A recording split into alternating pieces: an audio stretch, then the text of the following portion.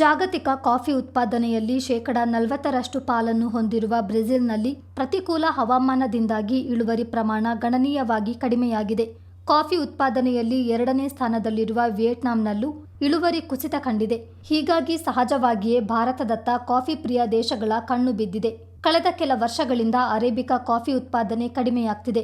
ಈ ಕೊರತೆಯನ್ನು robusta coffee ನೀಗಿಸುತ್ತಿದ್ದು, robusta ಕಾಫಿಯ ಬೆಲೆ ಮತ್ತು ಬೇಡಿಕೆ ಏರುತ್ತಲೇ ಇದೆ. ಕಳೆದ ವರ್ಷ 7,000ದಿಂದ 8,000ದವರೆಗೆ ಬಹುತೇಕ ಬೆಳೆಗಾರರು ರೋಬಸ್ಟಾ ಕಾಫಿ ಮಾರಾಟ ಮಾಡಿದ್ದರು.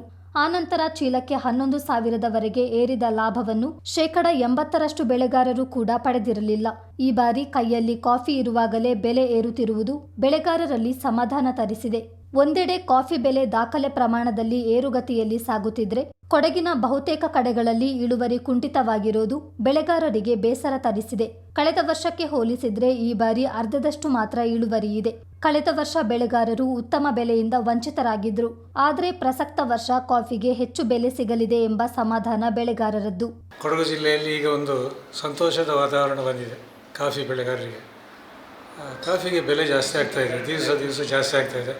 ಇವತ್ತೆಷ್ಟೋ 12,600 ಅಂತೆಲ್ಲ ನೋಡಿ ಕೇಳಿದೆ. ಎಲ್ಲರೂ ತುಂಬ ಸಂತೋಷದಲ್ಲಿದ್ದಾರೆ. ಇಷ್ಟು ವರ್ಷ ಬೆಲೆ ತುಂಬ ಕಮ್ಮಿ ಇತ್ತು. ಸುಮಾರು ನನಗೆ ಗೊತ್ತಿದ್ದಾಗೆ ಸುಮಾರು 3,000, 2,500, 3,000ದವರೆಗೆ ಇತ್ತು, 4,000 ಇತ್ತು, 5,000 ಇತ್ತು. ಈಗ 12,500 ಆಗಿದೆ ಅಂತ ಹೇಳಿದರೆ ನಮಗೆಲ್ಲ ತುಂಬ ಸಂತೋಷ ಆಗಿದೆ. ಮತ್ತು ಆದರೆ ಒಂದು ಬೇಜಾರು ಏನಂತೇಳಿದರೆ ಕಾಫಿ ಫಸಲಿಲ್ಲ. ಕಾಫಿ ಫಸಲಿಲ್ಲ ಅಂತ ಹೇಳೋದಕ್ಕೆ ನಾವೇನು ಮಾಡುವಾಗಿಲ್ಲ. ಇದರಲ್ಲಿ ಸಂತೋಷ ಪಡಬೇಕಷ್ಟೇ. ಹಾಗಾಗಿದೆ ಈ ವರ್ಷದ ಪರಿಸ್ಥಿತಿ. ಮತ್ತು ಹೀಗೆ ಮುಂದುವರಿಲಿ ಅಂತೇಳಿ ನಾನು ಆಶಿಸುತ್ತೇನೆ. ಇವತ್ತೇನು ಕಾಫಿ ಬೆಳೆಗಾರರ ಮುಖದಲ್ಲಿ ಮಂದಹಾಸ ಮೂಡುತ್ತಿದೆ ಅಂದರೆ ದಿನಕ್ಕೆ ಕಾಫಿ ರೇಟ್ ಜಾಸ್ತಿ ಆಗ್ತಾ ಉಂಟು. ಅದರ ಜೊತೆಗೆ ಇನ್ನೊಂದು ಇದು ಅಂತಂದರೆ ಕಾಫಿ ಈ ವರ್ಷ ಬೆಳೆ ಕುಂಠಿತ ಇದೆ. ನಮಗೆ ಏನು ಕಳೆದ ವರ್ಷ ಕುಯ್ದಿದ್ದೀವಿ ಅದರದ್ದು 60-70% ಮಾತ್ರ ನಾವು ಕಾಫಿ ಇದು ಮಾಡ್ತಾ ಇದ್ದೀವಿ. ಇತರ ಹೊರದೇಶಗಳಲ್ಲಿ ಈಗ ವಿಯೆಟ್ನಾಂ ಇರ್ಬೋದು, ಬ್ರೆಜಿಲ್ ಇರ್ಬೋದು, ಎಲ್ಲ ಕಡೆ ಕಾಫಿ ಕಮ್ಮಿ ಆಗಿದೆ. ಅದರಿಂದಾಗಿ ನಮಗೆ ರೇಟ್ ಗ್ಲೋಬಲ್ ಮಾರ್ಕೆಟಲ್ಲಿ ನಮಗೆ ರೇಟ್ ಬರ್ತಾ ಉಂಟು ಹೇಳ್ತಿದೆ. ಡೇ ಬೈ ಡೇ ಜಾಸ್ತಿ ಆಗ್ತಾ ಉಂಟು. ಆಲ್ಮೋಸ್ಟ್ 13-13.5 ಗಂಟೆ ಇವತ್ತು ರೇಟ್ ತಲುಪಿ ಉಂಟು. 15,000 ಗಂಟ ಒಂದು ಚೀಲ ರೋಬಸ್ಟಕ್ಕೆ ಸಿಗ್ತದೆ ಅಂತ ಹೇಳ್ತಾರೆ, ಗೊತ್ತಿಲ್ಲ. ಸಿಕ್ಕಿದರೆ ತುಂಬ ಒಳ್ಳೆಯದು. ರೈತರಿಗೂ ಕಾಫಿ ಬೆಳೆಗಾರರಿಗೆ ತುಂಬ ವರ್ಷದಿಂದ ಇದ್ದ ರೇಟಿನ ಇದು ಏನುಂಟು ಈ ಪ್ರಾಬ್ಲಮ್ ಈಗ ಸಾಲ್ವ್ ಆಗ್ತಾ ಬರ್ತುಂಟು. ಇದು ಈ ರೇಟು ಎಷ್ಟು ವರ್ಷ ಇರ್ತದೆ ಗೊತ್ತಿಲ್ಲ. ಜೊತೆಗೆ ಅದು ಇದರ ಜೊತೆ ಕಾಫಿ ರೇಟಿನ ಜೊತೆಗೆ ಇತರ ಲೇಬರ್ ವೇಜಸ್ ಇರ್ಬೋದು, ಸೆಗಣಿ ಗೊಬ್ಬರ ಇರ್ಬೋದು, ಇದ್ರ ರೇಟ್ ಸಹ ಜಾಸ್ತಿ ಆಗ್ತುಂಟು. ನಮಗೆ ಕಾಫಿ ರೇಟ್ ಜಾಸ್ತಿ ಆದಂಗೆ ಅದಕ್ಕೆ ಬೇಕಾದ ಪದಾರ್ಥಗಳ ರೇಟು ಸಹ ಜಾಸ್ತಿ ಆಗ್ತುಂಟು. ರೈತರು ಆದಷ್ಟು ಸೂಕ್ಷ್ಮ ರೀತಿಯಲ್ಲಿ ತಮ್ಮ ಬಂದ ಲಾಭವನ್ನು ಯೂಸ್ ಮಾಡ್ಕೋಬೇಕು ಅಂತ ನಾನು ಹೇಳಿ.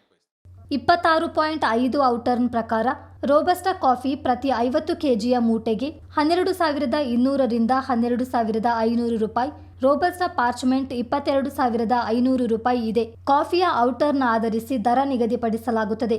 ಮಾರುಕಟ್ಟೆಯಲ್ಲಿ ಕಾಫಿ ಬೆಲೆಯ ಏರುಗತಿ ಗಮನಿಸಿದ್ರೆ ರೋಬಸ್ಟಾ ಕಾಫಿಯು ಈ ಹಿಂದಿನ ದಾಖಲೆ ಬೆಲೆಯನ್ನು ಮೀರಿ ಏರಿಕೆಯಾಗುವ ಸಾಧ್ಯತೆಗಳಿವೆ ಎಂದು ಬೆಳೆಗಾರರು ಅಂದಾಜಿಸಿದ್ದಾರೆ.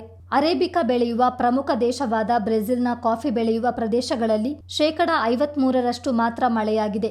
ಮಳೆ ಕೊರತೆ ಕಾರಣಕ್ಕೆ ಅಲ್ಲಿ ಈ ವರ್ಷದ ಫಸಲಿನ ಇಳುವರಿಯೂ ಕಡಿಮೆ ಇದೆ.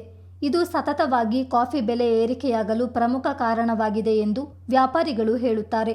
ಕಳೆದ ವರ್ಷದಿಂದ ಕಾಫಿ ಮಾರುಕಟ್ಟೆಯಲ್ಲಿ ಪ್ರಾಬಲ್ಯ ಹೊಂದುವ ಅವಕಾಶ ಭಾರತಕ್ಕೆ ಸಿಕ್ಕಿದೆ.